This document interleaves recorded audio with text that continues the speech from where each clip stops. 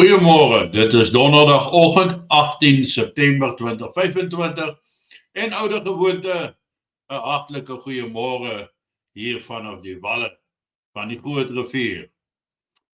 Ek herinner julle almal aan vanaand se bosberaad om 7 uur waar ons 'n bietjie gaan gesels rondom die aktivisme in Amerika wat uiteindelik gelei het tot die skietdood van Charlie Kirk.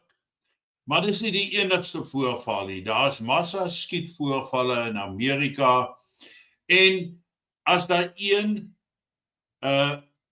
deurlopende faktor was ter sprake, dan was dit almal transgender persone wat hierdie skieterye gepleeg het. En ons gaan 'n bietjie gesels oor wat het daartoe aanleiding gegee, waar en hoe word jong mense so geïntimideer dat hulle ras wil verander of hulle geslag althans wil verander. En wat gee dan wat is dan die oorsaak vir hierdie haat vir konservatisme wat dan gelei het tot Charlie Kirk se skietdood? Dis 'n kommerwekkende tendens wat nie net in Amerika doen nie, maar ons moet ook kyk na wat dit dalk hier in Suid-Afrika kan beteken. En dis natuurlik net vir ons kanaallede wat ingeskryf is. En ek gaan ook onder andere gaan ek 'n bottel Lancerak met die titel Le General gaan ek dan ook opvul tydens die bosberaad vanaand, 'n getekende bottel wat een van ons lede dan uiteindelik mee kan huis toe stap. En dit dan ons bosberaad vanaand om 1900 en ek hoop ek sien julle almal daar en ons kan weer lekker saam gesels. Nou daar's 'n geweldige eskalasie aan die gang in Oos-Europa en daar was 'n verskeidenheid van Russiese drone-aanvalle op Pole en nou ook op Roemenië, beide lande deel van NAVO, wat gelei het tot die oproep om kode 4 samesprekings te voer tussen NAVO-lidlande en word dit alweer beskou as 'n geweldige eskalasie in die stryd. En dit het daartoe gelei dat Pole hulle soldate op die grens verdubbel het in sterkte. Ons sien dat die Britte het tyfoonvegters soontoe gestuur om te help en selfs in Roemenië is 'n opbou van magte te bespeur.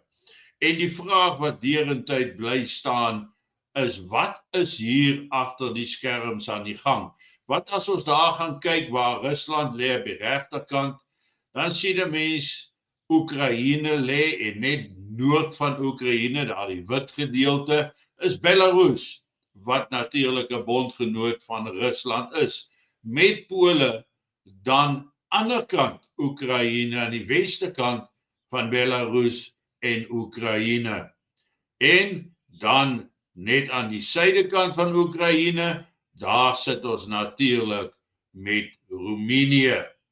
Nou van die berigte wat ons inkry sê dat hulle het 'n huis getref en dit is 'n daad van oorlog en wat daarmee saamgaan en selfs in die Verenigde Nasies by die Veiligheidsraad het Pole hierdie ding baie sterk gedryf, hierdie aanval wat plaasgevind het deur die Russe. Maar ons moet gaan kyk hoe ver is Rusland weg daarvan af.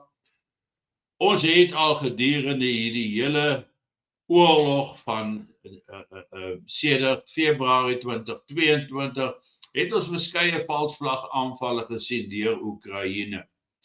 Nou Europa blyk dit was nog nooit so naby en so bereid om tot die oorlog toe te tree teen Rusland soos nou nie. Veral na aanleiding van hierdie sogenaamde drone-aanvalle. Rusland natuurlik ontken dit en sê dit is nie hulle wat daardie drones afgevuur het nie. So daar word baie beweringe gemaak dat dit 'n valsvlag operasie is, dat daai drones eintlik afgevuur was uit Oekraïne uit, om dan vir NAVO in hierdie oorlog met Rusland betrokke te maak.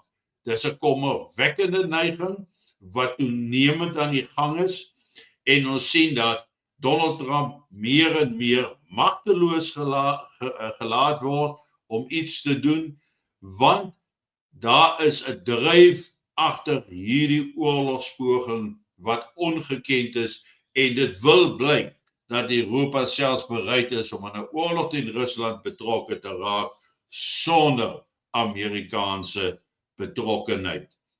Nou ja, ek het nou vir julle die foto van die huis gewys. Nou het die media berigte begin deurkom dat dit nie 'n Russiese drone-aanval was wat daardie huis raak geskiet het nie, maar dat dit 'n Poolse missiel was wat van 'n F-16 afgevuur is, 'n IM-120 missiel, en dat dit per ongeluk afgevuur was, maar dat hierdie missiel die gebou getref het, maar nie ontplof het nie. So daar is nou 'n klomp konflikterende situasies wat aan die gang is.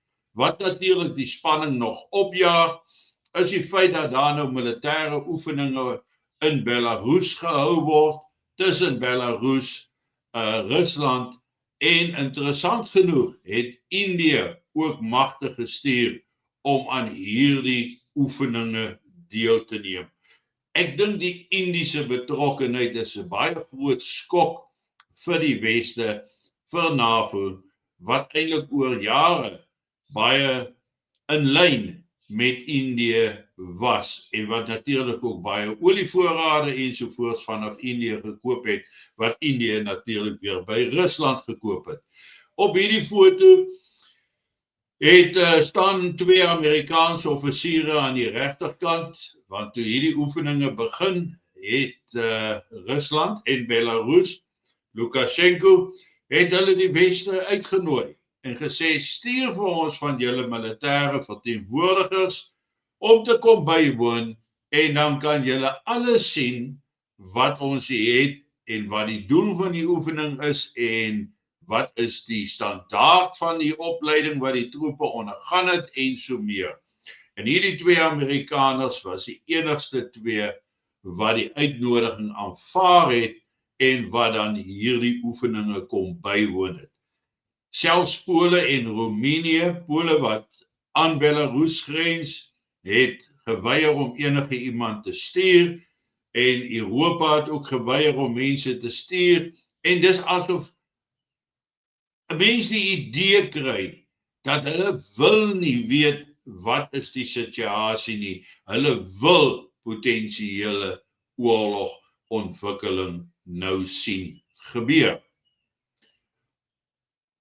Nou ja, soos hierdie goed besig is om te eskaleer, weet ons dat Rusland het ook nou al troepe begin stuur in Belarus inteendeel al vir 'n geruime tyd, en dat Rusland hulle self waarskynlik al meer en meer voorberei vir 'n sogenaamde oorlog met NAVO, wat dan definitief in 'n wêreldoorlog sal ontaard, met waarskynlik Hongarye wat sal probeer om neutraal te wees in hierdie stryd. Ons weet ook nou van die magsopbou wat plaasvind daar op Lithuanië se grens. Ons weet Kalinki staan daar, die Russiese enklawe wat daarso sit, dat daar ook redelike dreigemente plaasvind ten opsigte van potensiële aanvalle, en terwyl almal se aandag natuurlik op die Charlie Kirk situasie gevestig was die afgelope week of so, is dit baie duidelik dat dinge geweldig vinnig gevorder het in Oos-Europa vir die slegte en nie vir die beter nie. So ons beweeg nader aan 'n oorlogssituasie. Baie van ons kyk ons ook blind aan wat aan die gang is binne in Suid-Afrika en let nie op wat in die res van die wêreld gebeur nie. En dis bitterlik gevaarlik, want dit moet eers gebeur en daarna sal ons waarskynlik hulle in 'n konfliksituasie involg, konflik in die sin van geweld, anargie, wat die gevolge in Suid-Afrika sal wees, omdat daar dan minder voorsiening sal bestaan vir die mense, minder bronne waarvandaan af goedere ingevoer of bekom kan word. Mense, dit is 'n baie gevaarlike ding wat ons sien tans. Ons hoor van potensiële weermagstakings hier in Suid-Afrika, optogte na die parlement oor betaling. Dink nou vir jouself, as ons regering sodanig bankrot is waar hulle nie die weermag of die polisie vergoed nie, of staatsamptenare nie, of SASSA kan uitbetaal nie, dink aan die totale chaotiese gemors waarin ons dan gaan sit. En dan is daar net een ding oor, en dis 'n stryd om oorlewing, elkeen vir homself. Maar daar is oplossings. Daar is groter bewegings, soos SBB, wat al oor die afgelope 5 jaar voorberei vir sodanige situasie wat mag ontstaan.